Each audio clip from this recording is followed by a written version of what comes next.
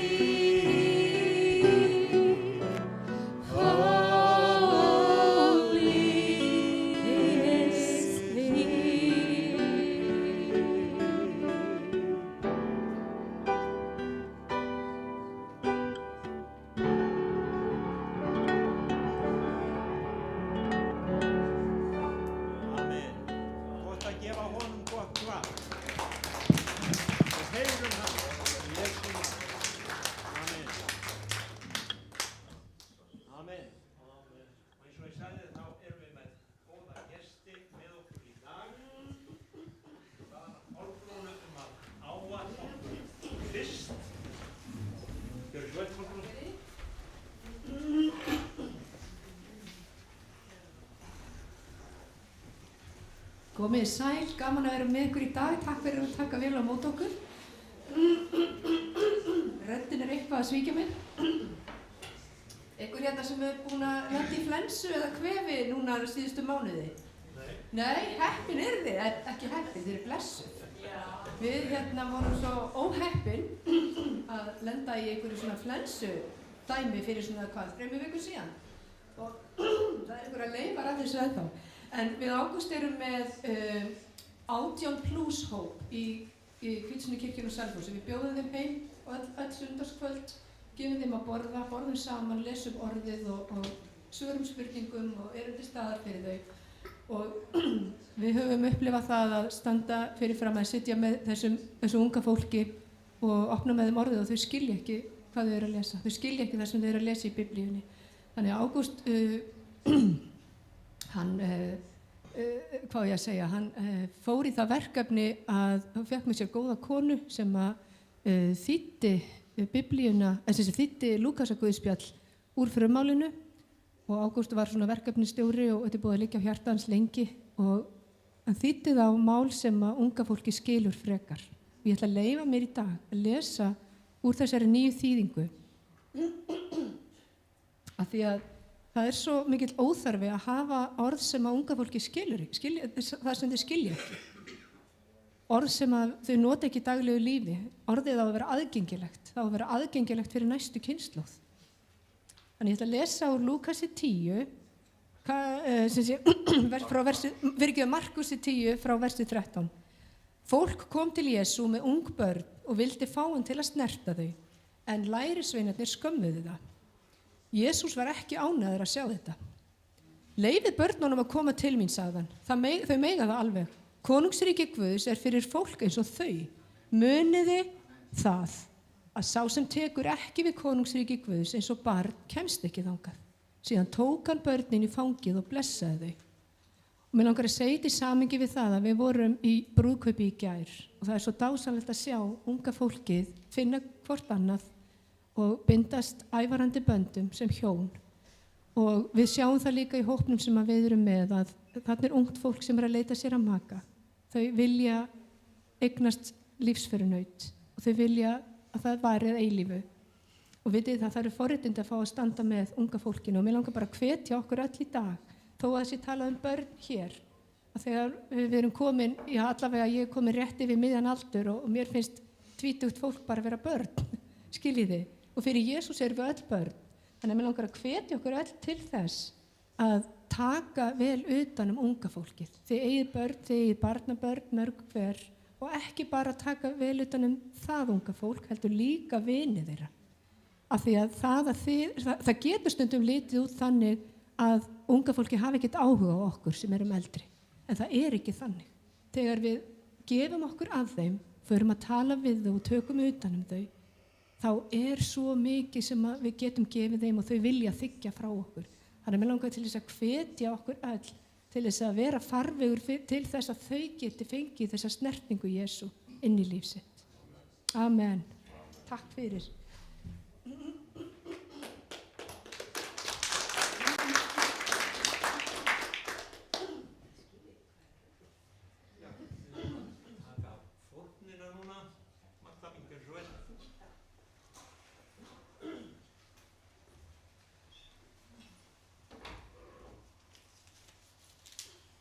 Bænastundir hérna á þriðjudaginn og föstudaginn.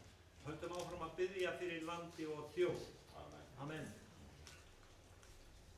Thank you, Lord Jesus. We are here again to worship you with the substances that we received from your hand. Lord Jesus, I ask you to accept it. I pray in the name of Jesus.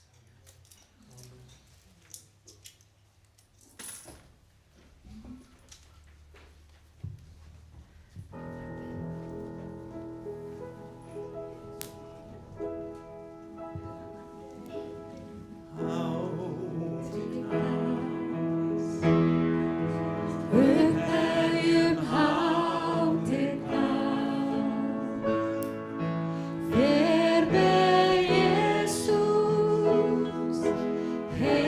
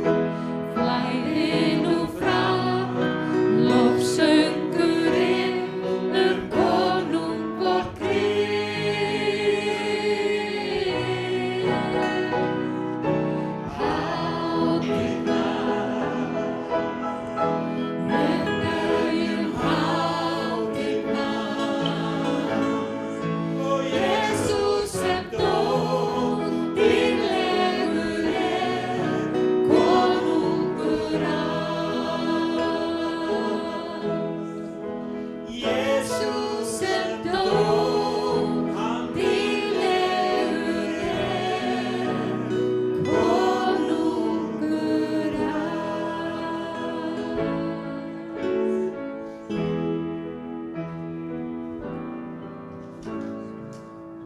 I want you, glory, Lord, more than anything else.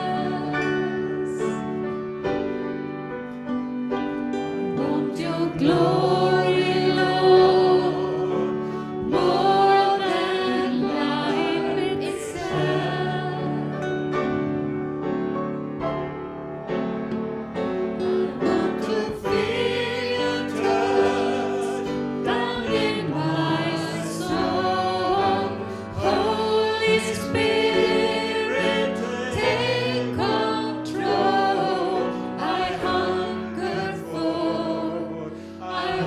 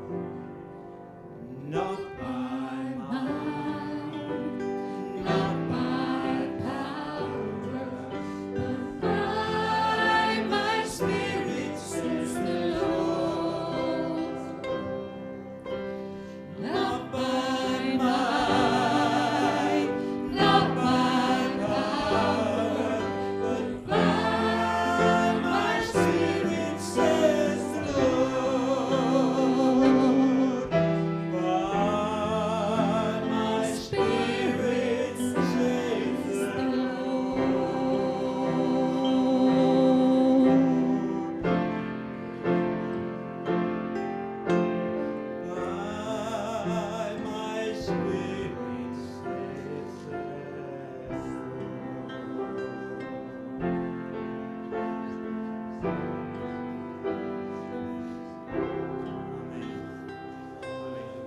syngja einn kór enn áður en að hann talar hann Ágúst til okkar og við langar að biðja ykkur að bara setja nöfnin þeirra sem að eru sjúkir inn í þennan kór bara í hjörtum ykkar og við skulum biðja fyrir þeim og við skulum játa það yfir öllum sem eru sjúkir í þessari kirkju, þú sem ert að berjast við krabbamein, þú sem ert að berjast við sama hvað það er, að Jesús Kristur hann bar mein þín, hann bar sjúkdóma þína. Við ætlum ekki bara að syngja, við ætlum að biðja, við ætlum að játa, við ætlum að lýsa yfir að orð Guðs er sannleik. He heals all our diseases. He gives strength to the weak. He fills my soul with His glory. His blessings fall on me. Jesus, you heal all our diseases. You give strength to the weak. He fills my soul with His glory. His blessings fall on me. Hallelujah. He heals all our diseases. He gives strength to the weak. He fills my soul with His glory. His blessings fall on me. His blessings fall on me. His blessings fall on me. It falls on me. We receive, Lord, hallelujah, hallelujah, hallelujah, hallelujah. Amen. Það segir í Korinthubréfinu að við biðjum með skilningi og við biðjum líka í anda og við lofsyngjum með skilningi og við lofsyngjum í anda. Og það er svo mikilvægt þegar við lofsyngjum að hjarta okkar fylgi með. Það segir að Faðirinn hann leitar á þeim sem tilbyði í anda og sannleika og við erum ekki að bara syngja, það er aldrei hægt að segja það of oft. Við erum að lofa hinn mikla ógulega Guð sem skapaði himinn og jörð. Halleluja, halleluja. Og við meðtökum blessunum, segjum bara His blessings fall on me. His blessings fall on me. His blessings fall on me.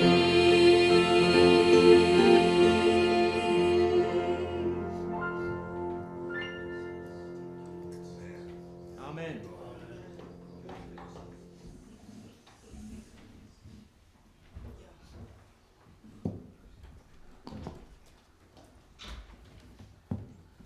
Við biðja saman, Drottinn, takk fyrir að fá að koma í þitt hús hér í dag. Drottinn, takk fyrir það að það er þú sem er Drottinn og konungur. Það er þú, Drottinn, sem að byggja þína kirkju. Það er þú, Drottinn, sem að hefur gefið okkur allt í þér. Það er þú sem ert að starfa með þjóðana. Það er þú, sem að hefur plön og teikningar og áætlanir og hluti sem þú þráir að gera og ert að gera. Við biðjum þig að gefa okkur náð til þess að heyra þitt hjarta og starfa og ganga í takt við það sem er á þínu hjarta, Drottinn. Þannig við fáum að lyfta þér upp, Drottinn, ekki okkur sjálfum, heldur þér, Drottinn, að þegar þú einn, Drottinn, að þú einn sem ert von þjóðana, að þú einn, Drottinn, sem að getur læknað okkar breiska hjarta. Það er þú, Drottinn Jesús. Við þráum að fá að lyfta þér upp hér í dag í Jesú nafni. Amen.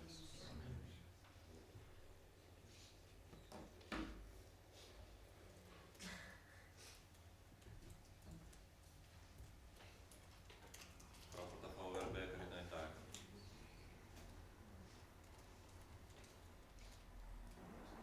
Eitt, tveir. Það sé ekki komið núna.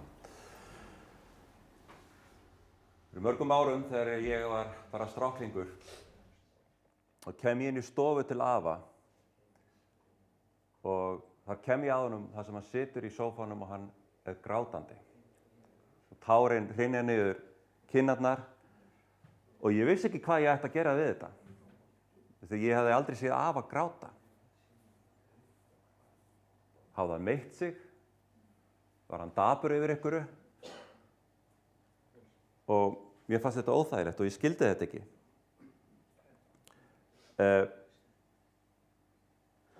Ég elst upp niður í sveit í Forsæti í Flóahreppi og pabbi var með trésmíðaverkstæði svona og það er þar ennþá, svona 20 skref frá sem við áttum heima. Og mamma var alltaf að senda mig í sendiferðir. Og sagði að ég var mjög duglegur að fara í sendiferðir fyrir mömmu. Algengasta sendiferðinu var að fara með köttinn út á trésmíðaverkstæði á kvöldina því að þar átti kötturinn að vera yfir nóttina. Næst algengasta sendiferðin var að fara með mat út í frystikistu því að hún var út á verkstæði eða sækja mat úr frystikistunni ef mamma var að fara að elda eitthvað. Einu sinni reyndar lenti í því að ég var komin hálfa leið tilbaka að húsinu þegar ég áttaði mig á því ég hefði sett köttinn ofan í frystikistunni og lokað lokinu. Ég gleymi aldrei augnaráðinu sem mætti mig þegar ég opnaði kistuna og kötturinn horfði svona á mig hvað eiginlega hefði hlaupið í mig. Sem betur fer þá áttaði ég mig að ég var eitthvað annarsögur og náði í köttinn en þótti væntum hann kött, það var yndislegu köttur. Ég hefði ekki viljað koma að honum þarna morguninn eftir. Þó að kettir hefði 9 líf, þá held ég að hann hefði ekki haft það. Og svo var það ein sendiferð, það var að sækja afa ef hann var að koma í mat. Og þarna kem ég afa grátandi og svo spyr ég hann út í þetta og hann sagði nei, það kom ekkert fyrir. Ég var bara að hlusta á plötu með Kristjáni Jóhannssoni, söngvara, munið þið. Og það hreyfði svona við hjarta gamla mannsins að hann komst við og táraðist. Jú, þetta hjálpaði mér aðeins að skilja hvað verið í gangi, en samt ekki alveg, af því ég hefði oft hlustað á Kristján Jóhannsson syngja og aldrei fellt tár. Þannig ég var ekki samt alveg að skilja þetta. En núna, þegar ég komi hérna smá grátt í skeggið og kannski verði ég af við bráðum, vonandi, þá er ég aðeins farin að skilja þetta betur. Þegar núna eru lög sem hreyfa við mér, þannig að ég komist við. Og þá ætla ég að spyrja, af því að við vitum að öll góð tónlist kemur frá Drottni. Það er bara hann sem að virkilega gerir og gefur okkur góða tónlist. Og kannski er hann að syngja yfir landinu okkar. Kannski er hann að syngja eitthvað söng núna. Og það er svona mín tilfinning. Og þá getum við spurt okkur, erum við að hlusta á það sem að Drottinn er að syngja? Hvað erum við að hlusta á og er það að hreyfa við okkur? Það er rosalega margt sem hrópar á athygli okkar í dag, er það ekki? Hver og einn, við getum öll verið okkar eigin fjölmiðill, við getum búið til hlaðvarp, við getum farið á YouTube eða verið að beita okkur á samfélagsmiðlunum. Og stundum finnst manni þegar orðunum fjölgi, að þá í öfugu hlutfallið það, þá fækki því magni sem verið er virkilega að hlusta. Við séum að hlusta minna þegar orðunum fjölgar. Og í því samhengi er ég líka að velta fyrir mig hvort við séum að heyra það sem að Drottinn er að syngja yfir þjóð okkar. Að ég trúi að það sé söngur að hljóma núna sem við heyrum ef við leggjum við hlustir. Það sem ég langar að deila með ykkur í dag er orð sem að Drottinn hreyfði við mér með árið 2020. En þetta er búið að lengi í pottinum að gerjast og meltast. Og það trúi ég, þessi söngur sem að Drottinn að syngja yfir þjóð okkar. Þetta texti af stað sem við kannski erum að geta ofta að horfa á, ef þú setur á þessar, ég held ég sé með glærur hérna. Þetta texti úr annarri konungubók, kafla 3. Og ég ætla bara að leyfa mér að lesa þennan texta og svo skulum við skoða hann aðeins betur. Ég les úr 2007 þýðingunni. Kannski kemur þetta upp á glæru, kannski ekki, við sjáum bara til. Ég byrja bara í kafla 3 í annarri konungabók. Jóram Akabsson var konungur Ísraels í Samaríu á 18. stjórnarári Jósafats Júdakonungs og ríkti 12 ár. Hann gerði það sem illt var í augum Drottins.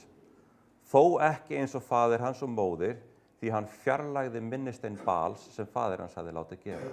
En samt hélt hann áfram að drýja þær syndir sem Jeroboam Nebatsson hafði komið Ísrael til að drýja og lét ekki af því.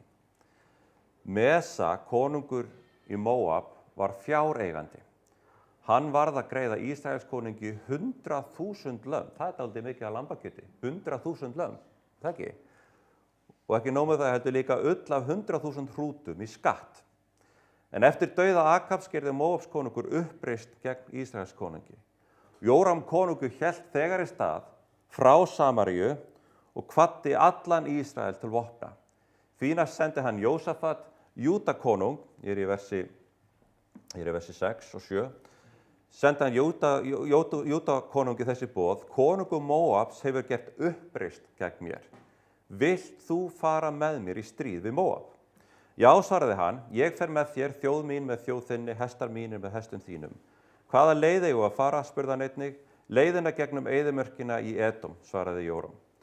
Ísraels konungur, Júdakonungur og Edoms konungur héldu af stað. Þegar þeir höfðu farið 7 dagleiðir, skorti vatn handa hernum og skepnunum sem þeir höfðu með sér. Ísraels konungur sagði: Æ, Drottinn hefur vissilega kallað þessa 3 konunga til þess að selja þá í hendur Móabs. Þá sagði Jósafat: enginn spámaður Drottins hér sem við getum látið leita svara frá Drottni? Einn af hirðmönnum Ísraels konungs svaraði: hér Elísa, Safatsson, sem hefur hellt vatni yfir hendur Elía.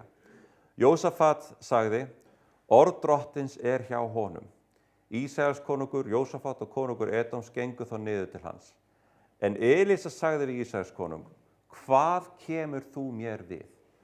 Farðu til spámanna föður þíns og spámanna móður þinnar. Ísraels konungur svaraði honum: nei, enda það Drottinn sem hefur kallað þessa 3 konunga út til þess að selja þá í hendur Móabs. Þá sagði Elísa: svo sannarlega sem Drottinn hersveitanna lifir, sá ég þjóna, liti ég ekki einu sinni á þig, né virti þig viðlits, væri það ekki vegna Jósafats Júdakonungs. En sækið nú hörpuleikara. Þegar hörpuleikarinn tók að leika, kom hönd Drottins yfir Elísa og hann sagði: svo segir Drottinn, grafið gryfjur allan þennan dal, því að svo segir Drottinn, þið munuð hvorki sjá vind né regn, en samt skal þessi dalur fyllast af vatni, svo þið getið drukkið ásamt heyri ykkar á skepnum. En þetta eru smámunir í augum Drottins. Hann mun því einnig selja Móab ykkur í hendur. Þið munuð vinna hvert virki og hverja mikilvæga borg, fella öll nytatré og stífla allar uppsprettur og spilla með grjóti sérhverjum frjósömum landskika. Morgunin eftir, þegar tíminn var kominn til að færa morgunfórn, flæddi skyndilega vatn frá Edom og færði landsvæðið í kaf. Og við skulum stoppa þarna. Þetta athyglisverður texti. Eitt af því athyglisverðasta við hann að ef þú sýnir okkur næstu glæru, þá þetta einn af þessum textum sem við bókstaflega getum staðfest með því sem við höfum grafið úr jörðinni. Árið 1868 fannst steinn sem hefur verið kallað Móabít-steinninn eða Mesastíl og hann frá cirka árinu 840 fyrir Krist. Hann tæplega 2900 ára gamall og það letur, það skrifað á steininn. Og hann staðfestir allavega 4 atriði. Fyrsta lagi talar steinninn hús Davíðs. Okay? Og ef þú náðir því ekki, þá var steinninn á þessu svæði, það sem að Móab var, sem við vorum að lesa sem austan við Jórdanána og austan við Ísrael. Og steinninn staðfestir hús Davíðs. Sumir höfðu verið hafa efasemdir Davíð konung sem Biblían talar að það talað Davíð og hús Davíðs á steininum. Þú getur flettið upp, Time Magazine birti grein þetta í desember 95. Annað atriði að steinninn vísar til Ísrael og vísar til og staðfestir stríðið og átökin á milli Ísrael og Móab sem verður að lýsa hérna í 3. kafla 2. konungabókar. 3. atriði þetta að steinninn vísar til þess að Mesa, konungur Móabs eða gaurinn þar, hann ræktaði sauðfé. Hann var fjárbóndi, eins og talaður í textanum. Og 4. atriðið það að nafn Jave kemur fyrir á steininum, sem náttúrulega nafnið sem að Gamla testamentir notar Guð og Ísrael. Og svo ég veit til elsta tilvísun í Jave, Guð Ísraels, utan Biblíuna sem vitað Hérna einhvern kafla, ég veit ekki hvort að þú varst að lesa í 2. konungabók í morgun, en þetta ekki endilega kafli sem fólk ofta að lesa, en steinarnir sjálfir sem við gröfum á jörðinni staðfesta lykilatriði í textanum. Og hafðu svo í huga, við erum kannski búin að grafa 1, 2 eða kannski mestalega 5% af þeim steinum og fornmunum og annað sem aðgengilegt og liggur hann einhvers staðar í sandinu. Hversu mikið annað gætu við verið að grafa upp? Skoðum aðeins þessa gaura sem verið að tala þarna leysari virkar ekki svona. Settu næstu glæru. Þarna sjáum við 3 af þessum konungum sem eru mikilvægastir fyrir þessar sögu. Fyrst það Akab, sem var konungur þarna í ríflega 20 ár. Og Akab var hræðilegur konungur. 1. konungabók talar hann og segir Akab, sonur Omri, gerði það sem illt var í augum drottins og hegðaði sér verr en allir þeir sem verið höfðu á undan honum. Og það talaði hérna, það var ekki bara að hann dríði sömu syndir og Jeróboam, heldur gekk hann að eiga Jezebel, dóttir Etbal, síðkonungakonungs, og fór hann þá og þjónaði Bal og tilbað hann. Og ég veit að þið hefðu heyrt talað þennan Bal, átrúnaðar sem var í gangi, en sumt að því svo hræðilegt að við skulum ekki tala það í kirkju. Það var kerfisbundin eyðilegging á heilu kynslóðunum. Frá barnsaldri var verið að rústa lífi fólks, kerfisbundið, og þetta innleiddi hann meðal Ísraels þjóðarinnar. Það voru hræðilegir hlutir. Og hann ríkti í 20 ár. Svo kemur Ahasía, sonur hans, og ríkir hérna í 2 ár. 2. konungabók 1. kafli lýsir því hvernig hann datt niður í gegnum einhvern loftsal, og þegar ég les það þetta með helstu hann hafi verið einhverju fylliríi og dottið á milli hæða, slasaði sig og deyr. Og bróðir hans, Jóram, tekur svo við og þar byrjar þessi 3. kafli sem við erum að lesa. Og hvað gerist þegar kemur nýr kóngur eftir að gamli Akab dáinn og bróðir hans deyr kannski fylliríi, og svo kemur annar bróður og tekur við. Móab notar náttúrulega tækifæri til þess að hætta að borga skatt. Því að kannski þessi nýji kóngur ekki nú staðfastur og þú kemst upp við bara að hætta að borga skattinn. Ég veit ekki, ég geti borgað 100.000 lömb í skatt. Ég þyrfti svolítið mikið í landi þess. Þetta var alveg dágóðu slatti. Og Jóram, hann ákveður að fara í stríð og jafna þetta og halda skattinum. Sjá næstu glæru. Og það mjög athyglisvert að hann gæti náttúrulega að fara bara beint hérna, því að Jóram hérna uppi í Samaríu, það sem sjá hérna efst á myndinni, í norður Ísrael, þar er hérna norður Ísrael í dag, þar er Jóram, konungur, og í staðan fyrir að fara bara beinustilega hérna og ráðast á Móab norður frá, þá ákveður hann að fara beint í suður, þar sem hann er með Jórdanána á vinstri hönd og svo Dauðahafið, og hann fer í gegnum Júda og biður konunginn þar að fara með sér í stríð, og manni finnst einhvern veginn lág líklegast að Jóram sé sterk í konungurinn. Þannig að gaurinn hérna, hann Jósafat, niður á Jerúsalem svæðinu, hann getur ekkert sagt hvað ætlar að gera þegar sterki konungurinn segir, þú átt að koma með mér í stríð. Þú segir bara já, yes sir, ég fer með þér í stríð. Og meiri þess að fara þær allar niður til Edom, gaurinn þar var nú ekki endilega konungur, meiri svona landstjóri eða umsjónarmaður, og hann fer með þeim líka í stríð. Þannig að það einhver taktík hérna í gangi, mögulega fer hann þessa leið til að tryggja það að Jóram að tryggja það að bæði Jósafat og konungur Edoms fari með honum, en mögulega líka svo taktik í gangi að Móab séu með virki og hermenn hérna að norðanverðu, tilbúnir að mæta árás, en er ekki eins vel undirbúnir hérna að sunnan. Það er ekkert ólíklegt að það sé eitthvað svona taktik í gangi. Þannig að þeir í versi 9 kemur svo fram að eftir að hafa verið þarna á ferði í einhverja 7 daga, að það klárast vatnið. Svona vel var þetta nú undirbúið hjá þeim. Að þeir klára vatnið. Og Jóram, hann hérna, það er hann sem lagði þetta til, það er hann sem fer hérna herrleiðangur og hann greinilega hafði ekki unnið heimavinnuna sína eða var með eitthvað lélegan undirbúning. Mögulega hafði hann ekki talað við þá sem þekktu til eða þóttist vita allt. Og annað sem manni náttúrulega dettur í huga, hann er þarna, ef þú skoðu næstu glæru, þetta er unni sama svæði, bara aðeins búið að stækka það. Þú sérð vötnin hérna efst uppi, stærra vatnið er Galileuvatn sem við lesum í Nýja testamentinu og fyrir ofan minna vatnið, bara rétt fyrir ofan, er Hermonfjall. Og alveg eins og Íslandi þegar veðrakerfin koma inn, þá rignir í fjöllunum. Og það rignir og það bráðnar snjórinn á Hermonfjalli og það rennur niður í vötnin og Galileuvatn og svo rennur Jórdanáin allar hérna niður, alveg niður í Dauðahafið. Með öðrum orðum, Jóram sem er hérna konungur Ísrael og er þarna það sem Samaría það er ekkert mikil vatnsvandræði þar. Það er ekkert mál að nálgast vatni við leitt. Og alla leiðina þarna með frá Jórdanánni þá er ekkert stórmál endilega að komast í vatn, þú getur alltaf komast í ána. En hvað þegar þú komið suður fyrir Dauðahafið? Það rennur ekkert úr Dauðahafinu. Og í Edom svæðinu hér, þar er strjálbýlt og hrjóstrugt og eyðimörk. Það er hægt að finna vatn ef þú veist til að grafa á vissum stöðum, en það er miklu, miklu minna af því. Og víða ekki neitt. Og þar verða þeir vatnslausir. Þannig að þú svona maður fær þessa mynd af manni sem er búin að hafa, pappans var kóngur í 20 ár, þú ert aldrei að spá í vatn, svo bara ríkur hann að stað, þetta er ekkert mál, ég get þetta, ég er sterkur og stór og bara ætla að redda mér. Og í sínum fyrsta herrleiðangri þá fer þetta svona. Að klára vatnið.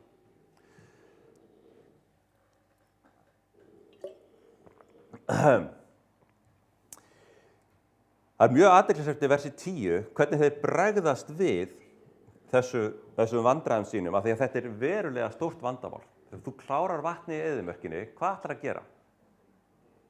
Þú komur 7 daga leið kannski inn í eyðimörkina, þú hefur ekki vatn til að komast tilbaka, hvernig ætlar að fara áfram og heyja bardagan vatnslaus? Þú stendur kannski bara frammi fyrir því að deyja þarna í eyðimörkinni, með skepnurnar, herinn og allt saman. Þetta er staðan sem þeir eru í. Og Jóram bregst þannig við að hann kennir Guði drottinn hefur sent þessa 3 konunga hingað til að deyja í eyðimörkinni. Bíddu, hvers hugmynd var þetta aftur að fara í hennar leiðangur? Hver skipulagði aftur hennar leiðangur? Jú, það var Jóram sjálfur. Og hann bregst við vandræðanum með því að fara að kenna Guði. Það er greinilega eitthvað meira spunnið í Jósafat af því að hann hefur hugsun á því að spyrja eftir einhverjum sem geti leitað drottins.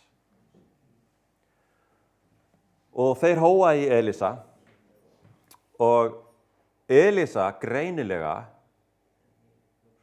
er ekkert ægilega auðfús að hjálpa þessum gaurum.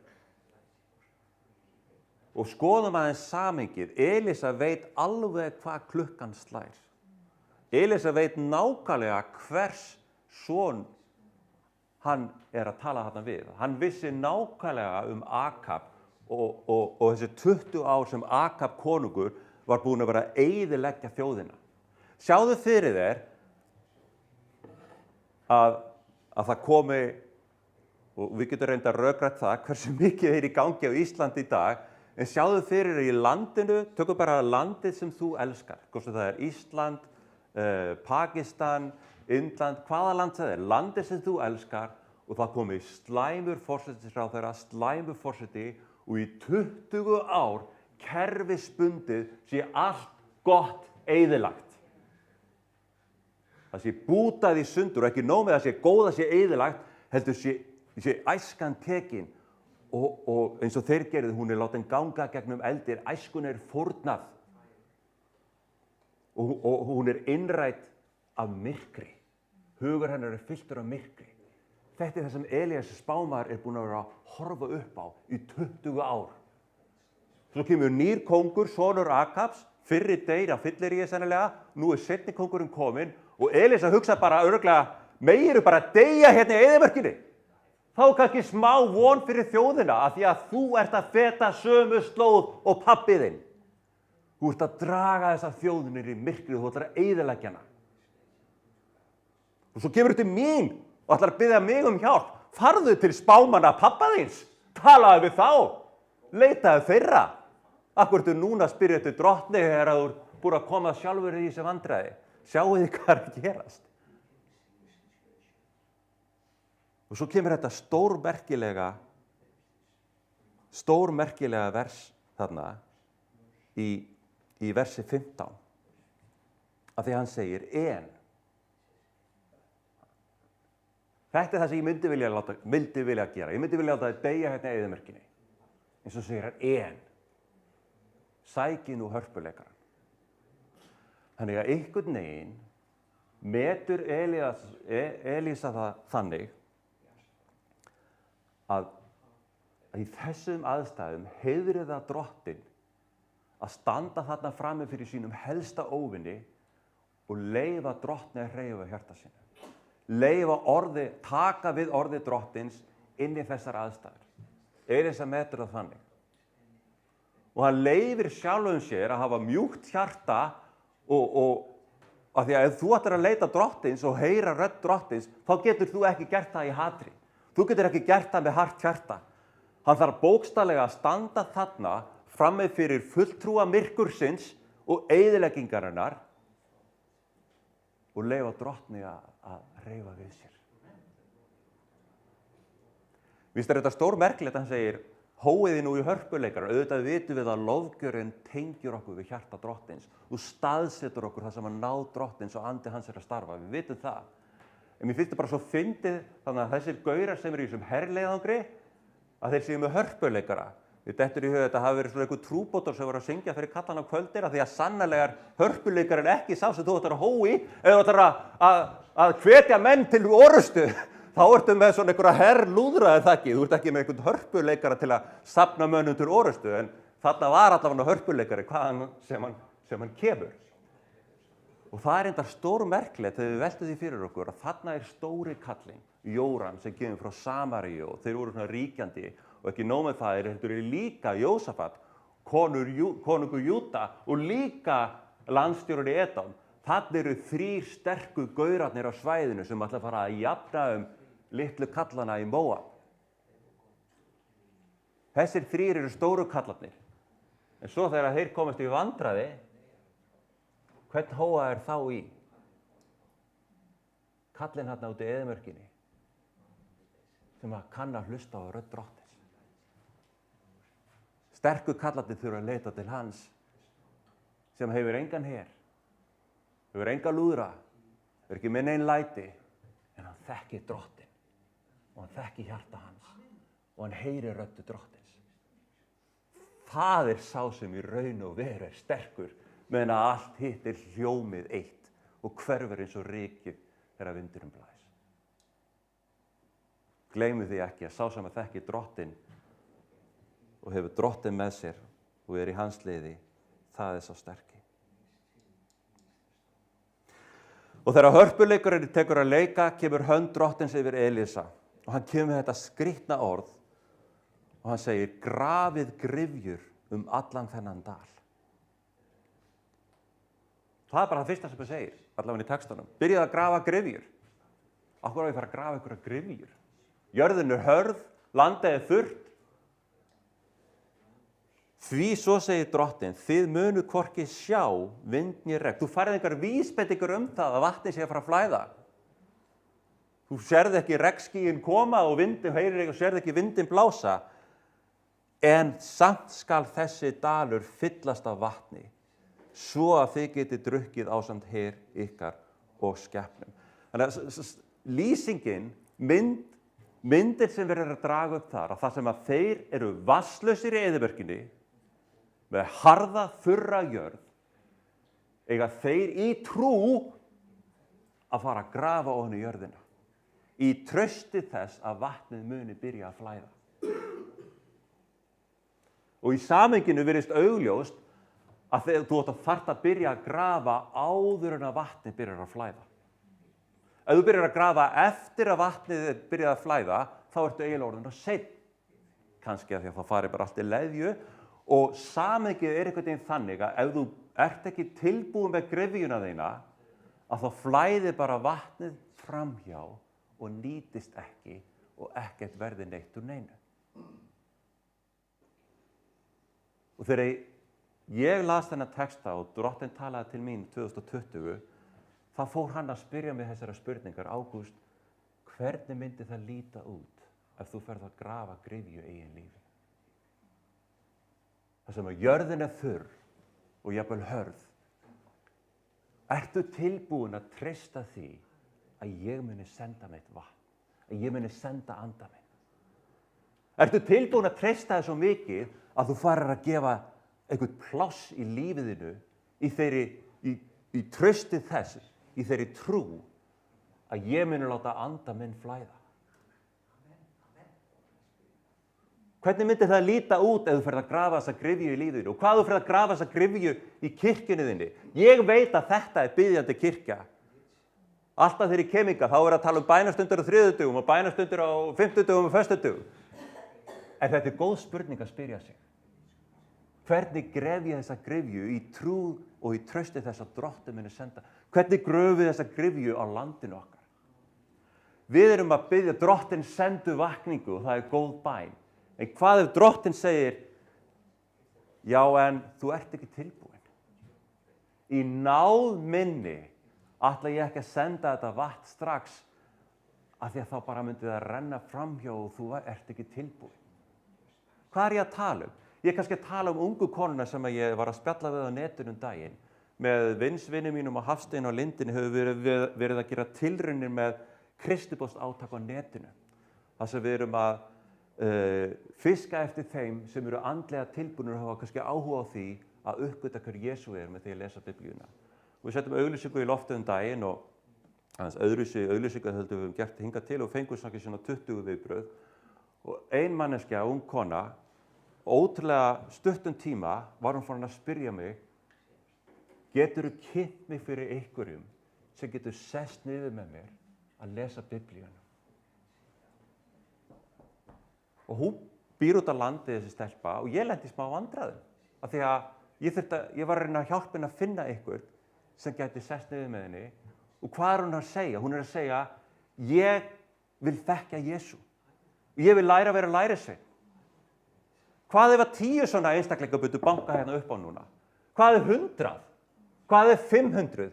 Væru við tilbúin? Skilurðu hvað ég er að fara? Kannski er þetta gryfjan sem Drottinn vill gera okkur að við séum byrjuð að undirbúa. Áður en að vatnið byrjar að flæða, að ég sé búin að undirbúa mig og sé tilbúin að setjast niður, svo Kolbrún sagði, opna og gefa pláss í lífi mínu, að setjast niður með 20, 30 einstakling og bara lesa með honum Biblíuna og kenna honum að vera lærisveinn.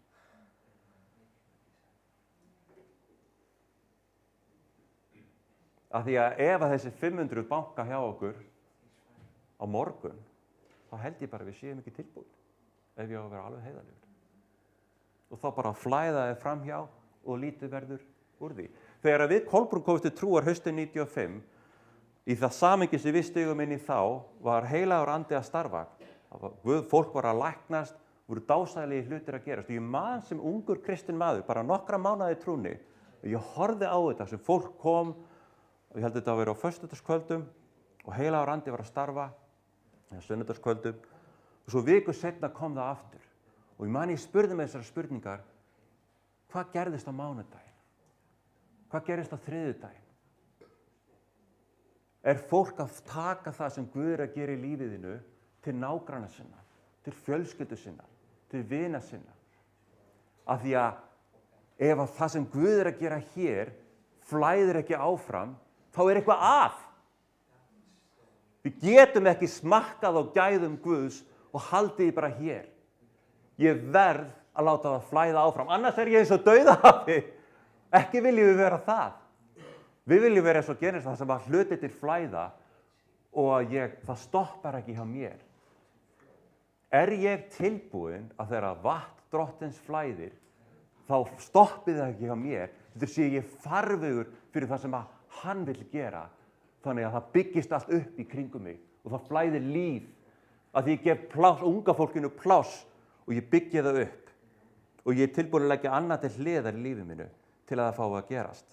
Eða ég svo upptekinn að athugasemda kerfinu á Facebook og öllu því slæm að gerast og ég að hrópa og ég að berjast að ég hef ekki pláss til þess að tíma til að hlusta til því sem Guð að gera. Að því að muniði, Elísa, hann hefði geta barið á borðið og hrópað á Jóram konung og þú ert afsprengið föður þíns og bara megið þú deyja hérna í eyðimörkinni. Í staðinn valdi hann að eiginlega auðmýka sig og standa þarna frammi fyrir Guð og leyfa anda Guðs að hreyfa við sér. Það líka áskorun okkar, að vera ekki svo reið og hörð að við séum ekki nógu mjúk til að taka við anda Drottins. Verið að eyðileggja æsku Íslands? Verið að spilla góðum siðum? Verið að fylla huga þeirra myrkri? Verið að ræna þeim tækifæri til þess að fá að heyra fagnarændið?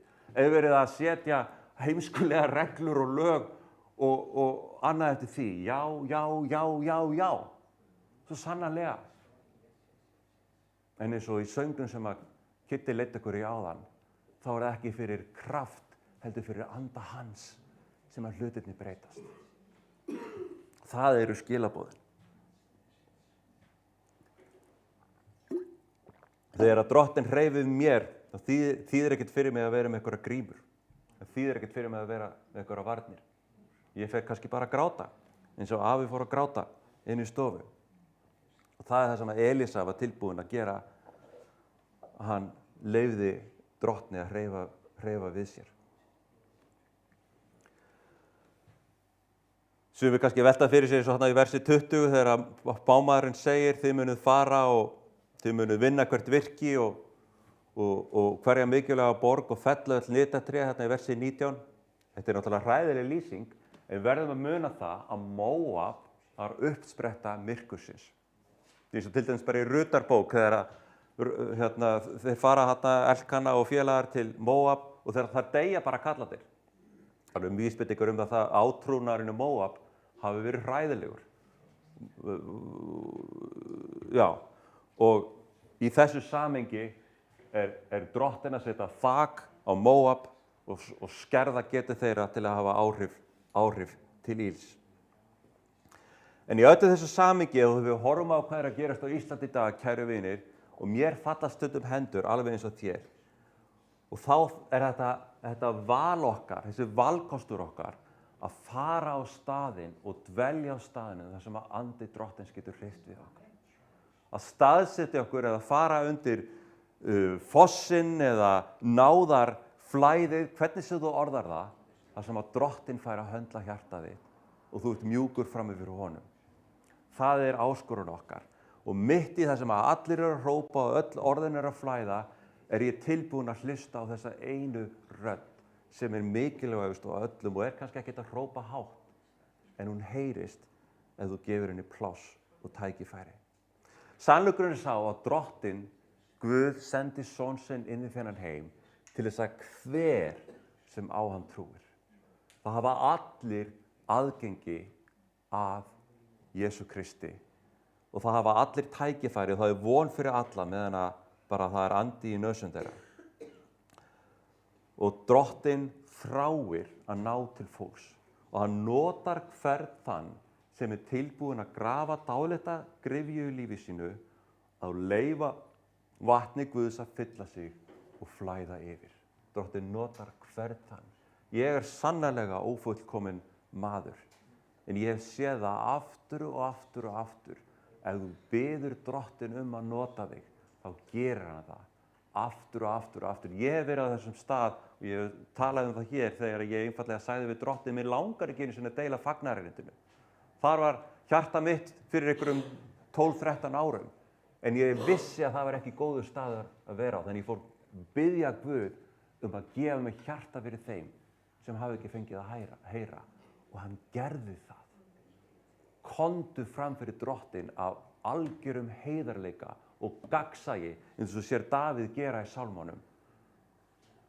Orðaðu hlutina sem þú sérð að eru staðan í lífiðinu og biddu Drottin hjálp með auðmjúkt hjarta og hann mun mæta þér. Ég veit það, því hann hefur að einhverju leyti mýkt upp mitt harða, miskunnarlausa hjarta, þannig að það flæði í hjarta hans og sannarlega þykir meira. Kannski hugsar þessu svo, já, þetta er ágætis orð, Ágúst, en ég er bara orðinn svo gamall. Þetta er bara ekkert fyrir mig í dag. En Jóel segir þetta, er það ekki? Síðar megin mun ég úthella anda mínum yfir allt hold. Synir yðar og dætur yðar munu spá, gamalmenni yðar munu dreyma, ungmenni ykkar munu sjá sjónir. Dirfumst við, sem erum komin kannski með dálítið grátt hár, annarkvort hérna á neðri hæðinni eða hérna á efri hæðinni, dirfumst við að leyfa okkur að dreyma það sem Guð ætlar að gera. Eða eru við kannski bara búin að skipta okkur sjálfum út af leikvöllinum? Meðan þeir eru að sparka, hinir eru að sparka boltanum, eru við kannski bara búin að setjast á bekkinn og bara skrá okkur úr leik að því að við erum komið með grátt hár. Ég ætla bara að koma það áskorun til því ég held að Drottinn sé ekki að skipta þér út af. Kannski hefur þú í huganum einhvers staðar á leiðinni skipt þér út af, en meðan það er andi í nösum þínum, þá er Drottinn í hjarta þínu og hann vill nota þig. Ekki skipta þér á leikvelli og afgreiða sjálfa þig úr leik. Kannski segirðu, Ágúst, ég hef heyrt þetta allt saman áður og þetta er allt gott og blessað, en passaðu bara að þessi setning, ég hef heyrt þetta áður, þýðir í raun og veru, ég er hættur að heyra. Ég ætla ekki að fullyrða það að þetta orð sé til allra hérna inni. Kannski Drottinn með þig okkur á öðrum stað, gott og blessað. Þú tekur ábyrgð á þinni göngu frammi fyrir Drottni. Algjörlega. En passaðu bara þetta að ég er búin að heyra þetta allt saman áður, þýðir að Drottinn hefur ekki lengur aðgang að þér. Já, það er óttalegur staður að vera á, eða kæru vinir. Ef að Drottinn hefur ekki lengur leið til þess að ná til þín af því að þú ert búin að heyra þetta allt saman áður, hvar ertu þá staddur þá? Það er óttalegur staður að vera á. Þannig að þín ábyrgð er að meta, er þetta orð til mín í dag eða ekki? Og þú stendur ábyrgur fyrir Drottni hvað það varðar. Af því að staðreyndin er sú, við, ég og þú, getum verið farvegur, eins og ég sagði áðan, í því sem Drottinn vill gera á landinu okkar. Eins og ég sagði áðan, hvað ef að hann er að bíða eftir því að við fleiri okkar gröfum stærri hólur í líf okkar til að vera tilbúin fyrir að það flæði anda hans sem hann vill senda yfir þjóð okkar. Hvað ef bið hans er náð hans af því að við erum ekki tilbúin? Ég tók þá ákvörðun 2020 og ég sagði bara við sjálfa mig, ég ætla bara að gera ráð fyrir því að Drottinn muni starfa á Íslandi á minni ævi. Ég ætla bara að gera ráð fyrir því að andi Guðs muni flæða og ég ætla að gera allt sem ég get í lífi mínu til að vera tilbúin fyrir það sem hann vill gera. Þannig að Drottinn sé allavega ekki að bíða eftir mér. Skiljið þið? Og það er kannski þitt tækifæri líka. Drottinn, ég vil ekki að þú sért að bíða eftir mér. Sýndu mig hvað er í hjarta mínu. Sýndu mig hvernig ég get gefið þér meira pláss. Þannig að andi þinn fá að flæða. Ef að Guð er að syngja þennan söng yfir landinu okkar og Drottinn Jesú er með áætlun fyrir landið okkar, trúi ég. Ef hann er að syngja, taktu þetta eftir því að hún Sigga, sem ég var að segja ykkur frá áðan, sem spurði, hvar get ég fundið ykkur til að lesa Biblíuna með mér? Hún er að bregðast við sama söngnum. Það er einn söngur sem Drottinn er að syngja og hann er að draga unga fólkið. Þau eru að byrja að heyra og hann vill að við heyrum hennan sama söng og við drögumst líka að því plani sem hann er með. Og planið snýst, yfirleitt það alltaf þannig að þegar Drottinn þráir að gera eitthvað, þá þurfum við að leggja hjörtu okkar á altarið. Það bara svoleiðis, kæru vinir.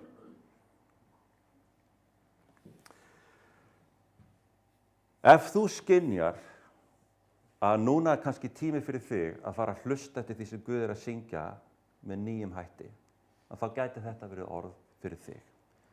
Það gæti verið ýmsar leiðir fyrir þig að bregðast við því, að gera eitthvað á morgun af því að þú vilt stíga inn í þetta orð.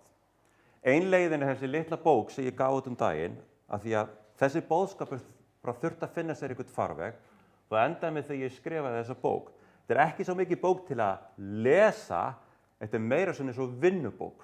Því það er stutt lesning og svo kemur kannski 2-3 daga verkefni. Þannig að fara gegnum alla bókina getur verið hellingsverkefni. Þetta er ekki eitthvað sem þú flýtir þér í gegnum. Þetta er eiginlega bók sem er hönnuð sem hjálpartæki til að grafa gryfju í lífið þínu. Þannig að ég gef bara bókina og það getur borga, en svo set ég bara hérna miða svo þú getur notað eða þú vilt hjálpa mér að gefa fleirum bækur. Ég skil bókina eftir hérna frammi.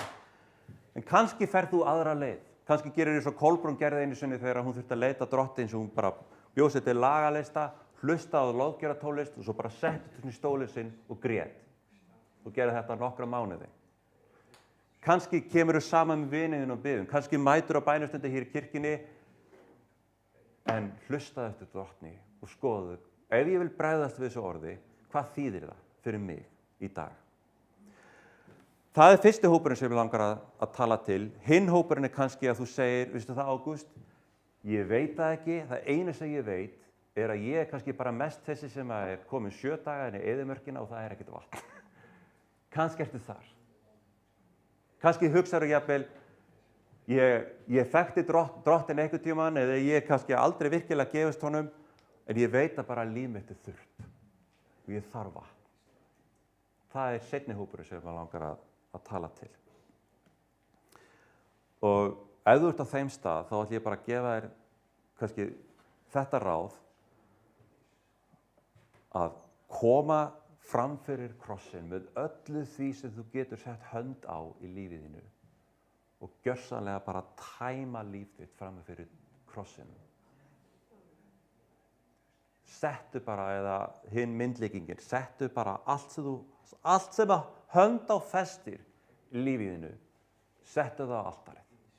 Og segðu Drottinn, þú má taka þetta allt, ég vil bara þig. Það sem Drottinn mun mögulega og sennilega gera, hann mun taka kannski eitthvað í burtu, en hann mun skilja eftir það sem hann vill hafa í lífinu og þá er pláss fyrir hann að starfa. Og mér langar að biðja sérstaklega fyrir þér, ef þú ert á þurrum stað, að trú þín að þrjóti ekki eða trú þín vakni og þú fáir að smakka á hans vatni. Þannig að þetta eru þessi 2 hópar. Fyrri hópurinn er sá sem að vill bregðast við þessu orði að hlusta eftir rödd Guðs og fara að grafa gryfjuna og seinni hópurinn er sá sem að hefur upplifað þurran tíma. Og ég ætla einfaldlega að gera það þannig, eftir smástund ætla ég að biðja og þegar við biðjum, ef þú ert í öðru hvorum hópnum, þá einfaldlega bara stendur upp. Eins og ég segi oft, ef þú ert feiminn við að standa upp, þá bara sessunautin að standa upp með þér og þá veit ekki hvor er hvað, ok? En mér finnst stundum gott að bjóða fólki að bregðast við með einhverjum hætti. Því það sem við gerum með líkama okkar er tjáning af því sem að hjarta okkur og hugur hefur ákveðið að gera. Svo stígur þú inn í morgundaginn og mánudaginn og þriðjudaginn og þá er það þitt verkefni að finna út, er þetta orð eitthvað sem ég ætla að bregðast við og halda áfram með. Og þá er það oft litlu hlutirnir yfir langan tíma frekar en ætla að reyna að gera allt á einum degi. En ef þú ert í þessum hópi og aftur, ekki standa upp ef þú ert ekki viss og ekki allir að standa upp. Þetta er milli þín og Guðs og ég er alls ekki að gera ráð fyrir því að allir séu á þessum stað. En ef þú ert á þessum stað, þá vil ég gefa þér tækifæri. Ok? Þá ætla ég að segja bara, gerðu svo vel, stattu upp núna ef þú ert í öðru hvorum hópnum og svo ætla ég að biðja bæn, ef þetta tala til þín. Drottinn minn, takk fyrir það að þú lifir í dag. Við viljum, Drottinn minn, vera með á nótunum í því sem þú ert að gera.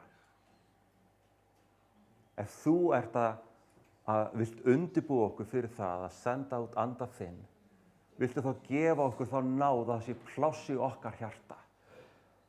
Við séum mjúk og ef það eru hlutir sem við þurfum að fjarlægja, iðrast af, leggja af, svo það sé pláss fyrir það sem þú vilt gera, viltu þá gefa okkur þá náð að grafa þá gryfju, Drottinn.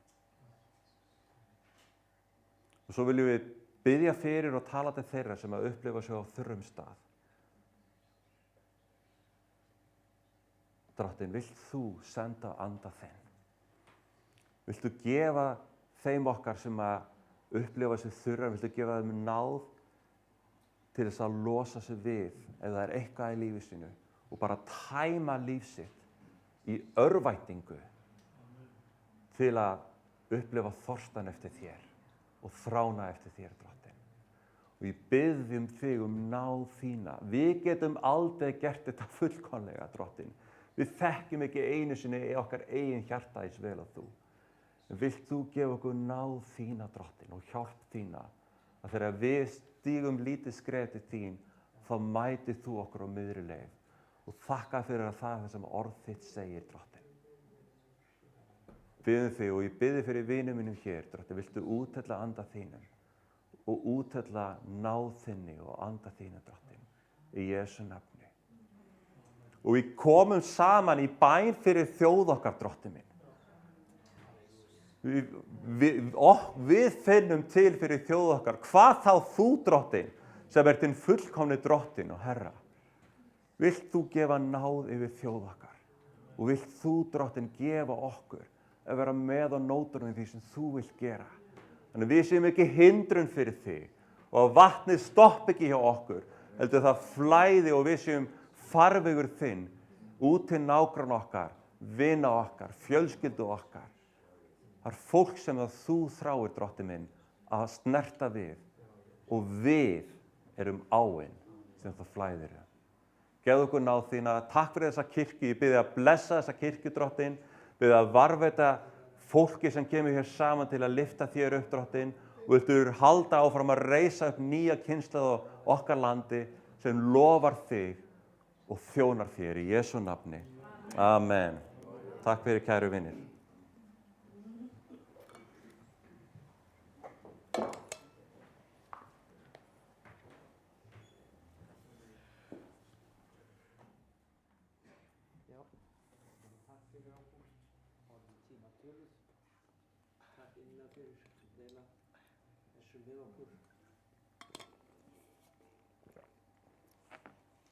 Það passar kannski vel að ganga núna að borði Drottins og